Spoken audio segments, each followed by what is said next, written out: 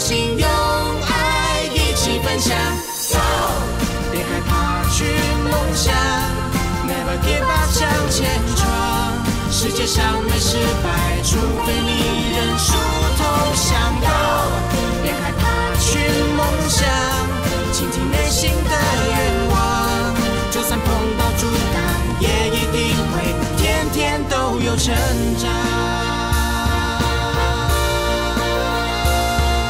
现在就要出发，未来才能抵达。汗水和眼泪在飞扬，你努力的模样多么漂亮。带着勇气前往，拒绝半途返航。执着是我们的信仰，要用好的倔强，朝远方飞翔。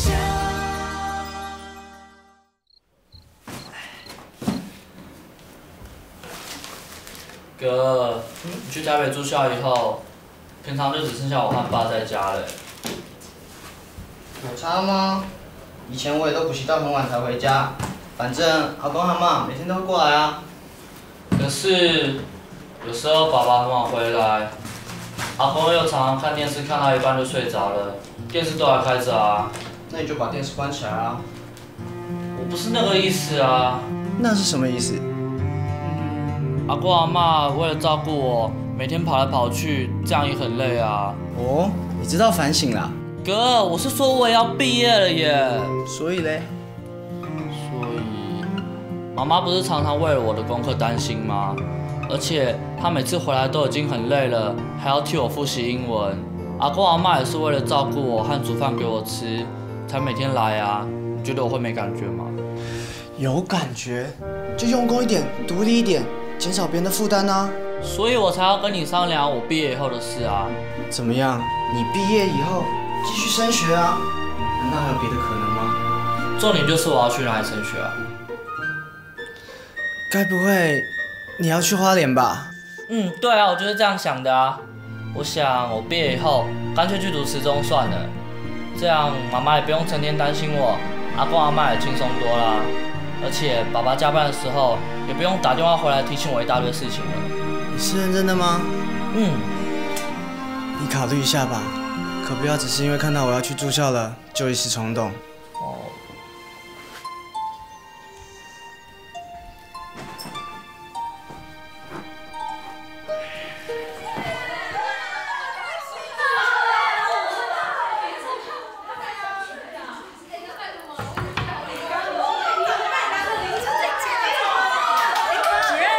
哇，你们还没整理完呢，动作要快一点了。明天一大早游览车就要来接了，赶快整理完，赶快睡觉，否则啊，越聊越起劲就睡不着了。知道啦。好，那晚安喽，早点睡觉。主任晚安。晚安。主任，你也要早点休息哦。我还不行，我要一间一间的房间去巡，否则啊，我看你们高三女生今天晚上都别睡了。不会啦。我还不了解你们啊。晚安。主任晚安。快点快点。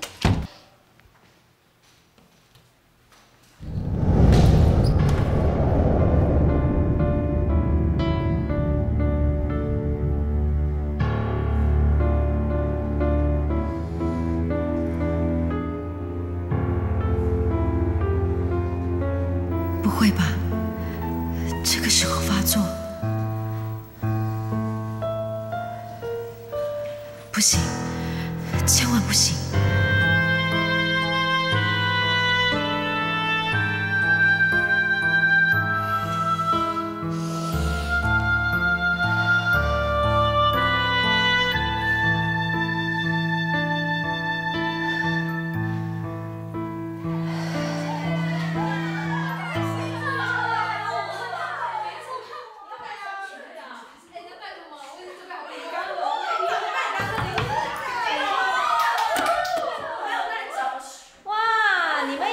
聊天啊，该睡了吧？为什么今天晚上大家都特别兴奋呢？因为明天毕业旅行啊。快睡，赶快整理。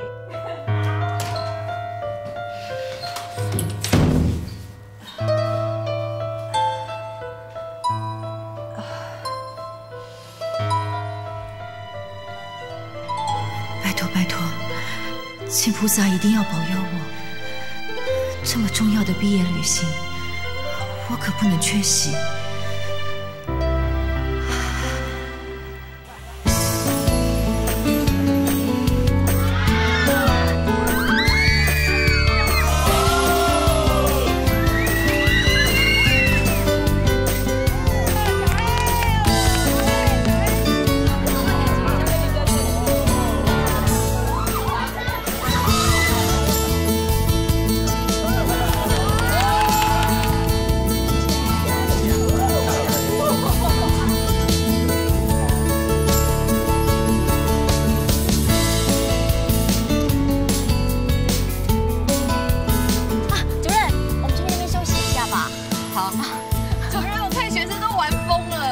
你们怎么不去呢？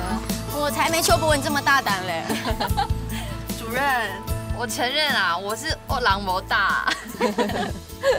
哎，胡教官呢？怎么没有看到他人啊？他也去玩了是不是？哎，不是说有同学要找他挑战吗？胡教官呐，他快闪成功，他去帮我买东西吃了。来，主任，谢谢。来。 点心来了，吃点心，吃点心。谢谢胡教官，补充点体力哈。胡教官，请坐。哦，你怎么知道我好久没有吃爆米花？哇，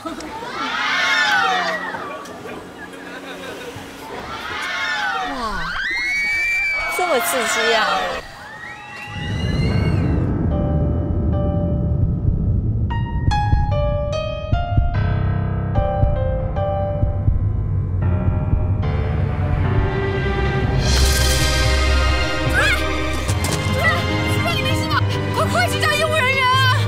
我去。主任！医护人员请注意，请立即赶往 A3休息区。有游客昏倒了。主任！医护人员请注意，请立即赶往 A3休息区。有游客昏倒了。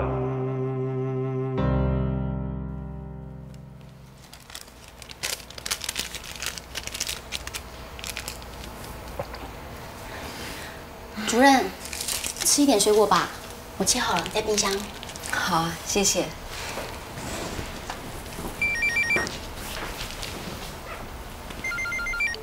喂，老公，我在饭店啊。今天都很好啊，学生们都玩得很开心。我当然也很好啊，主任。 只是有点累而已，不要担心啦。有啊，我有吃，我发誓刚刚才吃的。有啦，今天都有按时吃药，不要担心嘛。阿伟今天这么乖哦，怎么搞的？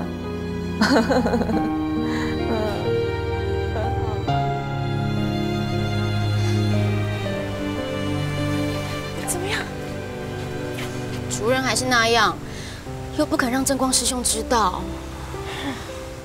我今天真的被吓到了。其实长期以来啊，主任他都过度劳累了。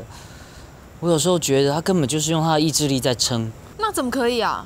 欧校长请假以后，主任表面上不说，我想他心里面一定自我要求更高了。这样吧，今天让他好好睡一觉，明天我们再看看，是不是建议他回家多休息几天。 主任一定不会答应的啦。你们知道吗？我刚刚看主任跟正光师兄通电话，忽然有一种感觉。什么感觉啊？我在想，主任跟正光师兄长期分开的，彼此这样牵肠挂肚，好残忍哦。而且我觉得主任太辛苦了，明明身体不好。 做的事又比我们任何一个人都多，可是再坚强的意志力也会有极限吧？那你的意思是，主任应该回去陪正光师兄？我知道我们都很需要主任，学校学生也都很需要主任。可是如果站在主任跟正光师兄立场想，他们这样子分隔两地，真的牺牲很大哎。这个啊，就是他们值得我们佩服的地方啊。对啊。话小爱为大爱，谁都会讲，但要真的做到，哪有那么容易啊？我记得主任说过，他带我们好像母鸡带小鸡一样。都那么久了，我们这些小鸡也应该要长大了吧？对啊，我们也应该不要那么依赖母鸡，换个立场，多替母鸡想想。那我们就多分担点主任的工作，让他可以轻松一点了。没错，从今天开始，我会好好盯紧主任，绝对不能让他累倒了。时间差不多了，我们该巡访了。哦，好。走。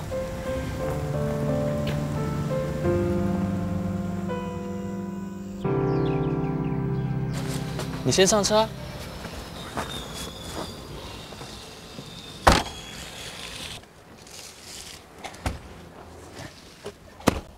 怎么样？毕业旅行还顺利吧？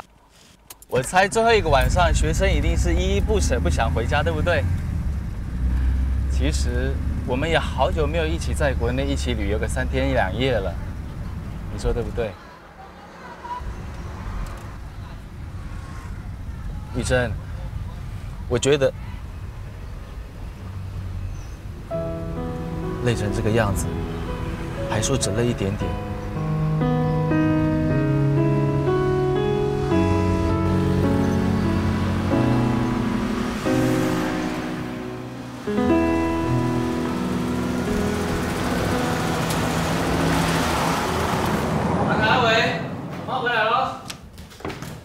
妈妈，你回来啦！我好想你哦。妈，毕业旅行好不好玩？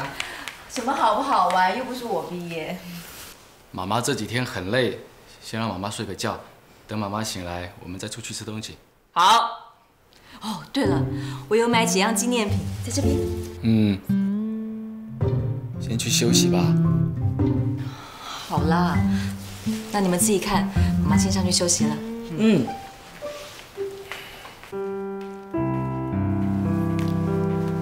妈妈累了，你们自己看吧。好。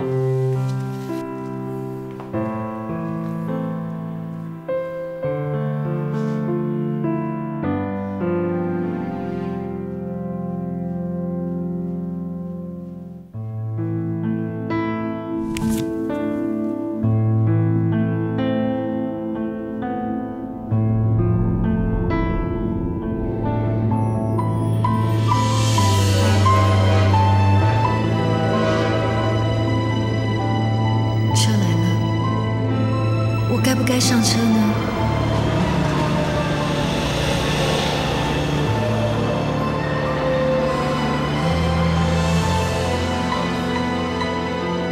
我该不该上车呢？该不该？该不该？该不该？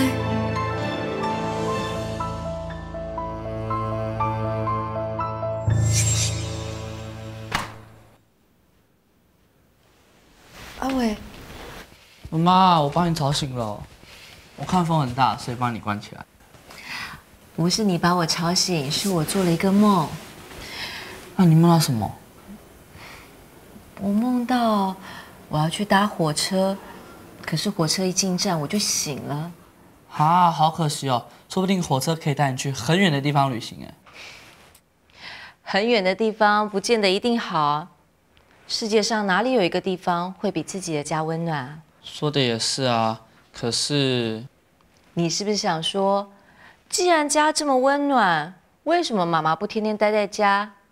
还有，哥哥为什么也要离开家去台北念书了？是不是？对啊，妈妈你好厉害哦。妈妈跟你说，这些都是过程，就是因为我们有一个温暖的家，家人互相支持鼓励。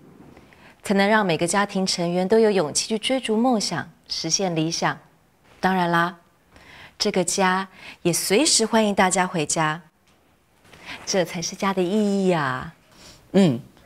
妈妈，那我想我可能要进入你刚刚说的那个过程了。什么意思？因为我快要毕业啦，我想应该说是，我决定和你一样去花莲。你是说，你高中想念慈中？对啊，因为我不想让阿公阿嬷为了我一个人每天两头跑，而且我念慈中，你不是也比较放心吗？阿伟，你真的这么想？你要考虑清楚哦。要去念的话，就要念到毕业，不能中途反悔哦。我知道。那你跟爸爸说了吗？还没耶，我只有跟哥哥说，然后就跟你说啦。我想爸爸一定也会赞成的。他常说我没有哥哥独立，住校刚好可以学习独立啊。好，那我们等一下一起下楼去跟爸爸说。哦，还有，你要去念慈中的话，要先答应我一件事。什么事？就是在学校里不可以叫我妈妈，你要跟其他同学一样叫我曾主任。我知道，就像这样子。主任好。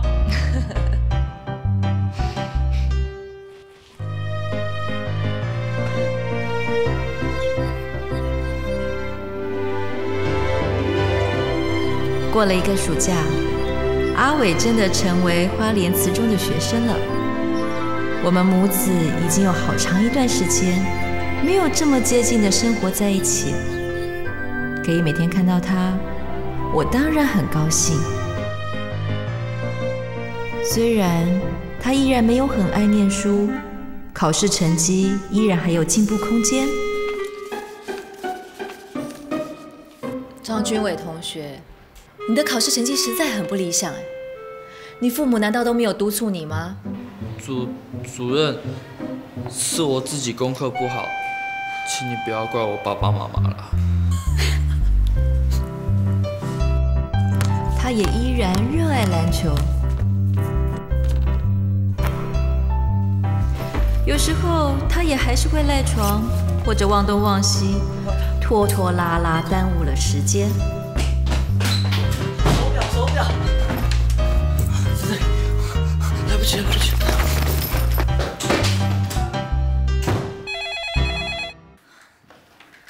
喂，君伟，你怎么会打电话给我？你不是应该已经在路上了吗？什么？你还在宿舍？为什么？你睡过头，所以没有赶上专车？不行，我不能开车载你去火车站。我问你，要是其他同学也发生同样的状况，难道他们可以打电话给学务主任，叫主任载他们去车站吗？这种问题你要自己想办法解决。到了家打电话给我。再见。唉，真是的，一没跟他一起回家，就给我出这种状况。主任，怎么了？君伟是不是错过到火车站的专车啦？是他自己的错，睡过头，闹钟响又听不见。所以主任，你要他自己想办法去车站。那当然，他要对他自己的行为负责啊。可是君伟也才刚到花莲，对花莲也不熟悉，不如这样子好不好？我现在没事，我开车送他去。不行，他不能享有这种特权，这一点他一开始就很清楚。更何况他已经不是小孩子了，不可能迷路的。主任。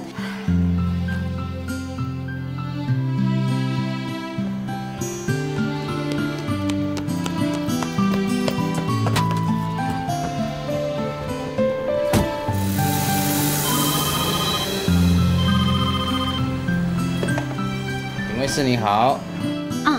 学生已经上车走了。那就好，谢谢哦。主任，君伟已经搭计程车去火车站了。你看吧，我就说不用为了这种事情烦恼嘛。他那么大了，应该有处理这种事情的能力。要是再做不到，就是我教育失败。主任，有些时候还真不清楚你到底是慈母还是严师啊。应该都是吧，这要看情况而定啊。像我很了解君伟的个性，所以在课业跟成绩上面，我就不会给他太大的压力。不过在生活方面，我却很希望他改掉这种耍型的毛病，因为啊，这关系到他以后做事跟工作的表现。现在不改，以后就来不及了。宇轩，当妈妈的角色有的时候是很矛盾的，一心软就会破坏了原则。你以后当妈妈的时候就会明白的。还好我现在不必想这么多，我还有很多机会可以向主任多学习呢。宇轩，你知道吗？我以前也是个分数重于一切的老师跟妈妈。我认为，学生的成绩不好，就是因为不用功，或是家长没有要求。我总认为，只要肯用功，不可能没有好成绩。可是人都是有个别差异的啊。是啊，但是我那时候总觉得，我已经把最好的读书方法教给你们了，怎么还有人赶不上呢？我想，我那时候的态度，一定带给一部分的学生跟家长很大的挫折吧。所以啊，我很感谢慈济，也很感谢军委。感谢慈济我懂，感谢军委，为什么？因为慈济让我变成一个眼里不在这成绩至上，一位真正可以去关心学生的老师。而军委呢，因为他在课业方面的不杰出，我终于可以体会那些家长的感受，我也可以将心比心的去跟家长沟通，替学生设想。你说我该不该感谢军委？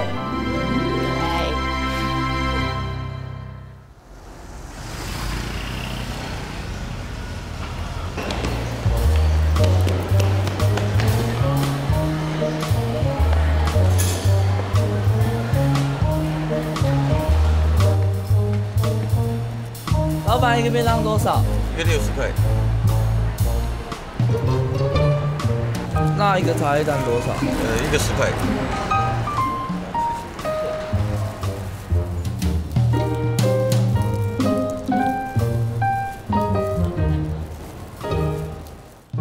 是啊，阿伟一路上又只吃了一个茶叶蛋，因为他的钱都用完啦。我已经带他出去吃过了。看他的样子，8成是饿坏了。我等一下会去安慰他的，你早点休息哦。好，拜拜。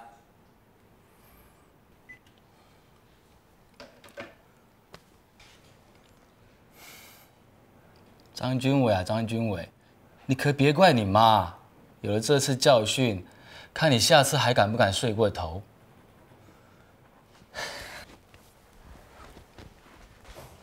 哎，爸，我要去国中同学阿德家哦。等一下，等一下，阿伟，你去阿德家做什么？他打电话约我说要去玩新的游戏机啊，而且已经有一个同学先到了。不用我送吗？不用啦，又不远，我骑脚踏车去就可以了。而且我已经约了大炮在公园汇合，我们要一起骑过去啊。大炮？哦，我记得了，个子又高又壮那个。对啊，那我先走了，拜拜。10点以前回来啊。10点半啦，我难得回家耶。好了，10点半。拜拜。对了，阿伟，那个你今天自己搭计程车去火车站，然后没有钱买便当的事，怎么啦？算了，没事，你快去吧。拜拜。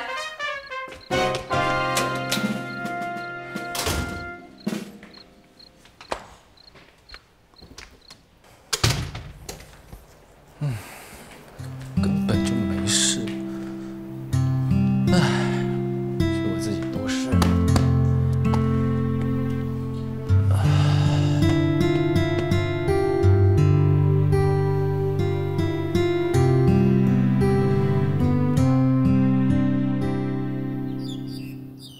既然学校每一个处室都一致通过了要参加本年度全国友善校园比赛，那我们学务处一定要全力以赴啊。不过友善校园这个概念有一点抽象，我们要怎么样把词中的特色具体表现出来？我觉得我们还要好好下一番功夫，去看怎么表现最恰当。可是这点我并不担心，因为这几年我们在推动跟努力的，就是要让校园成为一个对每个人都友善，也尊重每一个人的人文环境。这本来就是我们词中的特色，现在只是要把这个特色让更多人看见而已。我想我们可以跟各处室合作，然后从软硬体这2方面着手，利用一些文字记录啊、相片、影片，然后做一个最精彩的呈现。哦，对啊，我觉得像是活动记录啊，还有校园景观，都会是很棒的题材。好啊，那我们就先将个人的工作内容整理出来，然后再讨论看看怎么协调各处室，一起来完成友善校园档案。好，那就一起加油喽。没问题。这样好了，等大家呢把文字、影像等等的档案都整理出来以后，该补强的也补强完毕呢，最后整合工作就由我来做。我啊一定会做一份最棒的档案，来帮我们学校争取荣誉的。我有个想法，我们可以选一些校前很有亲和力的学生作为校园亲善大使。你觉得怎么样？亲善大使？这样子的话呢，我建议从每什么是友善校园？一个重视人文教育的学校环境，自然就处处都具有友善的气氛。从大环境的塑造、学生人格的养成，到每一处从关怀与尊重出发的小细节，都在待人以善、教人以善。例如，学务处训育组设计的一系列生命教育活动，总是用最活泼生动的方式，提高学生的参与度与认同度。蹲2下，捡东西。球在地上为什么会弹起来？因为地板是硬的，所以它有助力。如果我用了一个软垫，我把球拍下去，它就不会起来了。我们要将困难当助力，不要当阻力。在硬体环境方面，学校的总务处跟教官室总是尽心尽力为孩子们建立一个无障碍的安全校园。还有学务处卫生保健组在环保和美化校园方面的付出，已经在学生心里种下了对地球友善的种子。世界上没失败，除非你认输投降。从课业、生活教育到学生人格的养成，以及两性之间的平等教育，我们都很努力。我们还有最具有慈济人文精神的人文室。这几年，学务处跟人文室一起合作，在学生的生活照顾方面发挥了很大作用。带着勇气前往，拒绝半途返航，执着是我们的信仰。当然，还有人文精神的培养，更是词中最重视的。我们还花了很多的心思跟时间，替学生设计别出心裁的成年礼。我们就是要跟别人不一样，多一点用心，多一点爱，多一点不，多很多的人文精神跟人文的价值。在种种管理意识上，我们体认到我们已经长大成人了，我们应该告别制度与行政，告别人性与信赖，告别物质与怀疑，告别茫然与天天都有成长。友善校园真的在这里，希望有更多人知道。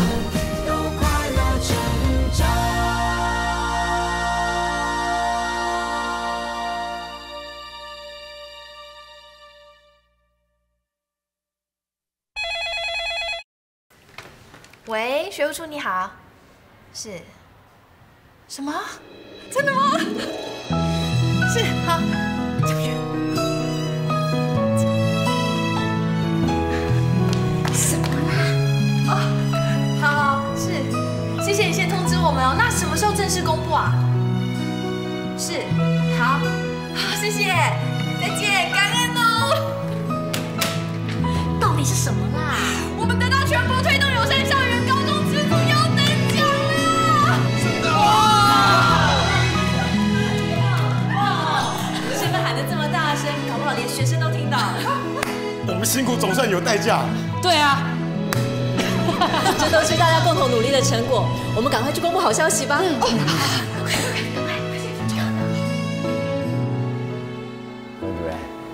真的很谢谢你啊！这次我们学校参加全国的友善校园比赛，能够脱颖而出，学务处付出了很多。哪里，校长，这份荣耀是属于大家的，我们学务处只是其中的一环。这次的比赛，除了学务处、总务处、人文室、学府中心等，每个处室整个都动起来了。要不是有大家这么全心的投入，怎么会有这么好的成绩呢？是啊，是啊。现在大家的默契跟感情都越来越好了，就像一个大家庭一样，真好。校长，慈中能够走到今天这一步，也是因为有您这个大家长在后面支持着我们啊。我自从上次生病了以后啊，体力是大不如以前了，对很多事情都已经力不从心了。曾主任，其实今天找你来呢，是想告诉你一件事情。校长，您只要好好休养，身体就一定可以恢复的。哦，我因为个人的健康问题而耽误了校务，始终觉得很抱歉。所以呢，我已经正式的请辞了。新任的校长人选也已经决定了，我相信应该过不了多久就会正式的公布上任。是。我本来也是想等这个事情拍板定案了以后再告诉你的，可是想一想，你跟校务是关系最密切的，所以我还是决定提前告诉你，让你有点心理准备。以后不能够继续跟你们共事，我觉得很遗憾。不过这也是最好的安排了。校长，这段时间谢谢你了。谢谢你，校长。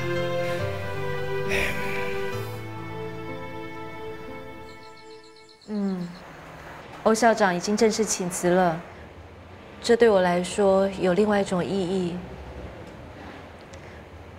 老公，你记不记得我们曾经约定以3年作为一个阶段？老公，我这次去池中继续当老师，是为了实现我对教育的理想跟理念。如果我知道理想不能实现，我就一定马上回来。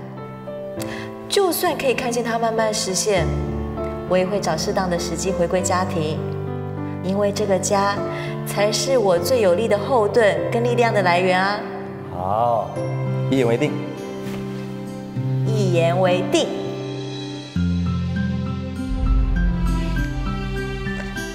你也记得，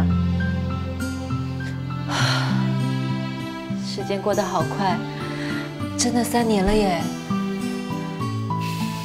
现在慈中在友善校园比赛中获得了肯定，等新的校长上任，就表示一个新的阶段将要开始。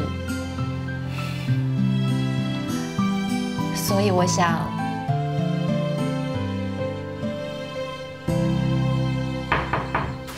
请进。张军伟，曾主任找你。哦，好啊。快点哈。哦，张经纬，你有什么话？很无聊哎。还被打屁股哦。从妈妈到花莲当教育志工，然后接学务主任，你好像都没有特别反对，反而是哥哥曾经替你抱不平。可是因为你最小，所以每次在做决定的时候，爸爸妈妈考虑最多的也是你。现在你来花莲念书，我想也是因为妈妈在这里，对不对？嗯。所以，如果妈妈现在离开，也许对你不公平。我现在已经很习惯这里了。阿伟，妈妈是妈妈，你是你，我要不要离开跟你要不要离开是2回事，你不需要一起做考虑的。那就好，我还以为你要把我一起带走。所以不管妈妈要不要离开，你都不会走，对不对？当然啊，我们要来花莲之前就说好了，一定要念到毕业才能走啊。这是我们的约定。妈妈，你不需要因为我在这里就不好意思走啊。当初我们说好的是我要念到毕业，又不是妈妈要等我到毕业才能走。所以你没有关系？因为我觉得爸爸一个人留在家里也很可怜啊，而且妈妈回去陪爸爸本来就是应该的。你放心，妈妈就算回去，还是会定期回来录大爱网络电台的节目，所以还是可以回学校常常看你啊。都好啊，只要你不是学务主任，我就比较没有压力。哦，原来你是希望我走啊？不是啦，妈。好啦好啦，跟你开玩笑的。妈妈知道你的心情，谢谢你的体谅。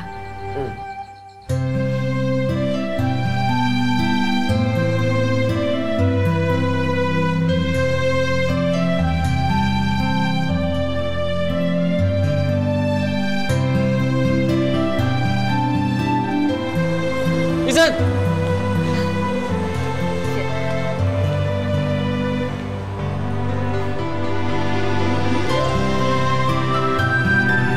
欢迎回家。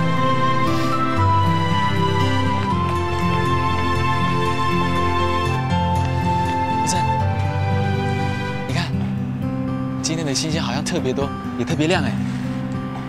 真的耶！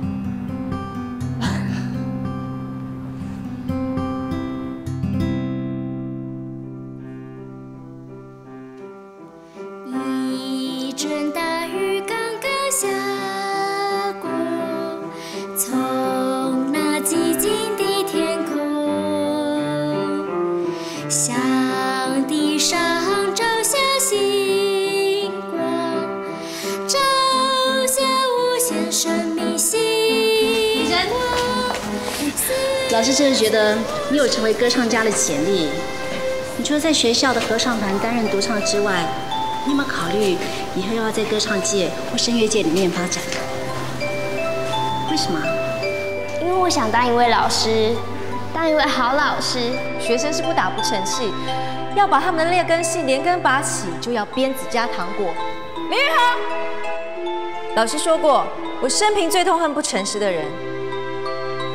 我相信严师出高徒，天底下没有教不会的学生，也没有读不好书的孩子。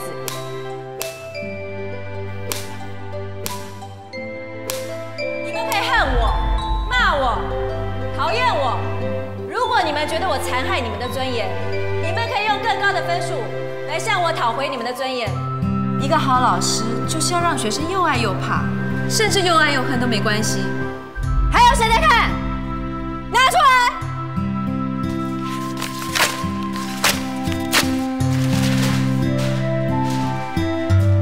因为一个好老师就是要把学生教到会、教到好，而不是要学生有多喜欢你。这一阵子我一直在想，我过去的价值标准是不是有偏差？让学生又爱又怕就是个好老师吗？李冠一、王永正，李冠一他违背了自己的承诺，所以他必须接受他自己选择的处罚方式。以后没有衣服可以扎了，是不是轻松多了？我想好学生跟好老师的定义，我都该调整了。也还好，我们小龙肯做啦，洗衣煮饭啦，伊拢会样啦。放假的时候，他还会去米大帮我倒生话嘞。以您过去的表现，在学校也一定让学生可以交出一张最漂亮的成绩单。我要颁发给一个把每一餐饭都吃光光的人，恭喜李宗龙得到我们的最佳媳妇奖。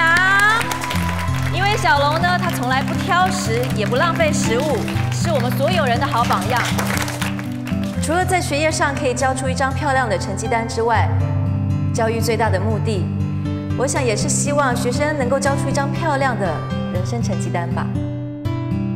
每个孩子就像是一本故事书，如果我们只看到书的封面漂不漂亮，书名好不好，就轻易给了评价，那我们可能会做出错误的判断。唯有把书打开，用心阅读，我们才能读懂每个孩子不同的生命故事。世界上没有问题学生，有问题的是老师。而且对我来说，处理孩子们的问题一点都不轻松，绝不能掉以轻心。小姐，上车！身为一个老师，尤其是慈济的老师，我想更不应该放弃所谓的问题学生，因为这些孩子，他们很有可能在人生最需要的时候，要我们推他们一把，或是拉他们一下。以前的老师看到我都是躲得远远的，只有你，难道你不会怕我，看不起我吗？我只是很心疼你的人生遭遇，我不会看不起你，也不会怕你，我只是想认真的带着你，成为你可以信任的大人。难得来人间一趟，要像蜡烛一样，点燃了会有泪，但总比没有燃烧好。老师，看那边。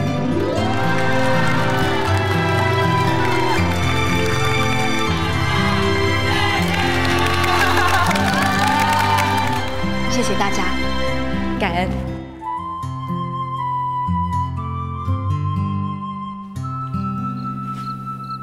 老公，你觉得我是好老师吗？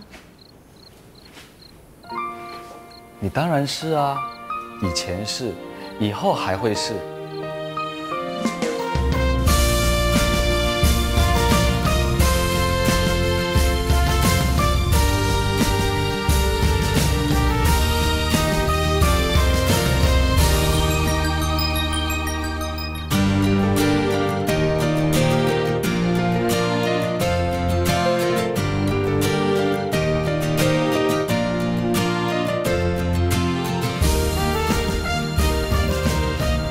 新校长到任后，我正式提出辞呈，离开了慈中。但是我还是在一个没有边界的教室，继续行我的菩萨道，继续分享我对教育的理想。欢迎收听今天的真心话时间。今天我要跟大家分享的是，我也回学校参加了学生的毕业典礼，为我的慈中生涯写下了一个温暖的句点。校长林金义，接下来要进场的贵宾是花莲慈济中学前学务主任曾玉珍，以及家长会副会长张正光师兄。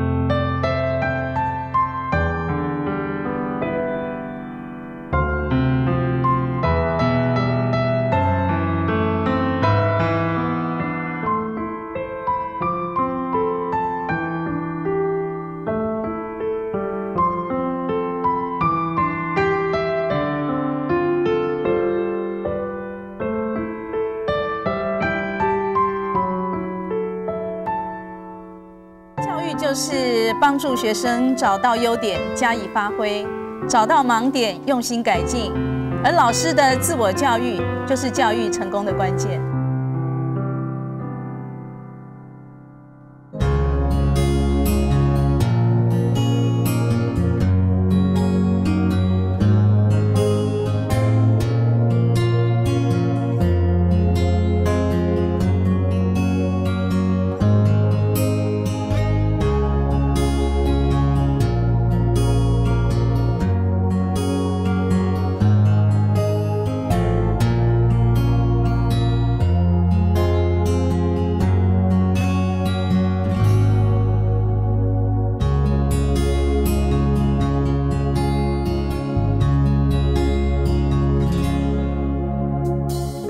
知道对你来说，这世界有一点